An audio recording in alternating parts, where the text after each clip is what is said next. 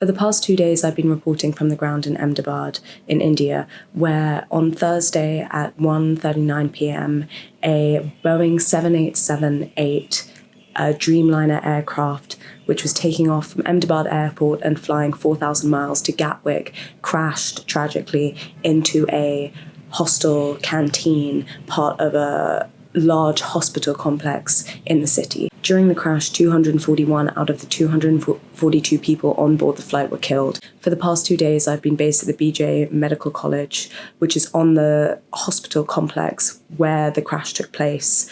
I've been surrounded by grieving family members, many of whom lost multiple loved ones during the crash, and many of whom have flown across India or indeed across the world in order to reclaim their loved ones' bodies and to give DNA samples in order that the DNA of the family members may be cross-referenced with the DNA of the victims and their bodies can be identified. Yesterday morning, early on Saturday, anger started to swell outside the BJ Medical College due to the fact that family members felt like they weren't getting enough information about when the bodies of their loved ones would be returned to them.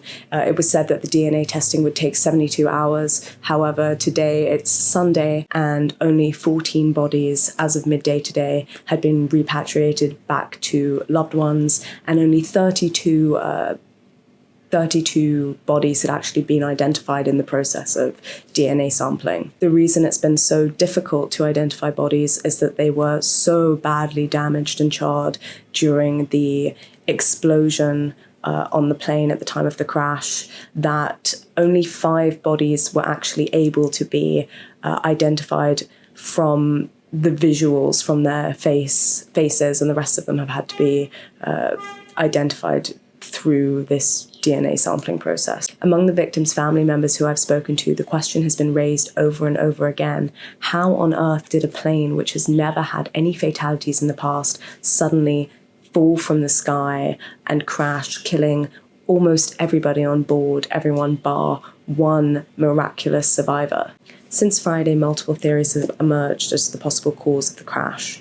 The first is overloading, which is a process in which you essentially miscalculate the collective weight of the cargo, the passengers, the crew, and the plane vis-a-vis the conditions outside the plane, for example, the air temperature and pressure. For instance, on a hot day, the air would be thinner, and therefore you need more speed to attain the same lift. If you miscalculate the load and don't fly the plane fast enough, then essentially the plane will fail to take off. The other theory that has been flying around is bird ingestion, which is a process by which birds essentially fly into the engines of the plane and cause double engine failure. As odd as this might seem, there are multiple historic precedents for this. In December 2024, a flock of migratory ducks flew into the engines of a Jeju Air Boeing 737, which was taking off from Bangkok and due to land in Muan in South Korea. The bird strike caused both engines to fail and the death of 179 people on board.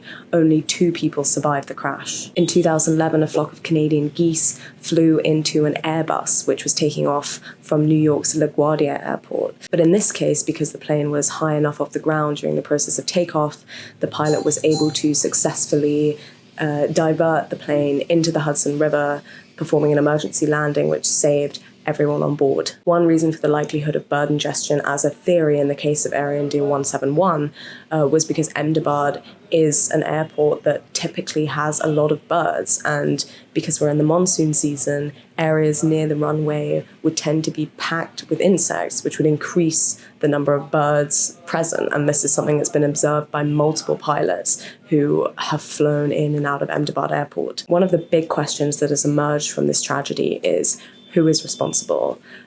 A lot of news outlets have been pointing to the possibility of Boeing having a role. For 15 years, according to the American Prospect, regulators and quality control engineers have been imploring journalists, regulators, and government officials to take a closer look at the way in which Boeing is manufacturing their planes and running their production lines. Whistleblowers from the factories have been specifically concerned about the 787 Dreamliners. Allegedly, Boeing's lax standards have long been exploited by subcontractors to litter the assembly lines with faulty and fake parts, according to a report published by Reuters in March this year. The Boeing 787 Dreamliner also has a repeated history of engine failure caused by the presence of so-called foreign object debris left on engine parts by underpaid and over-hasty assembly line workers. The Boeing 787 plant in Charleston was actually investigated by a camera crew from Al Jazeera, and one of the most powerful bits of footage that emerged was footage secretly captured by a body camera on an assembly line worker who went round in his breaks and had discussions with other workers during which they mentioned that they would never allow their own family members to fly on the planes that were being produced in this plant.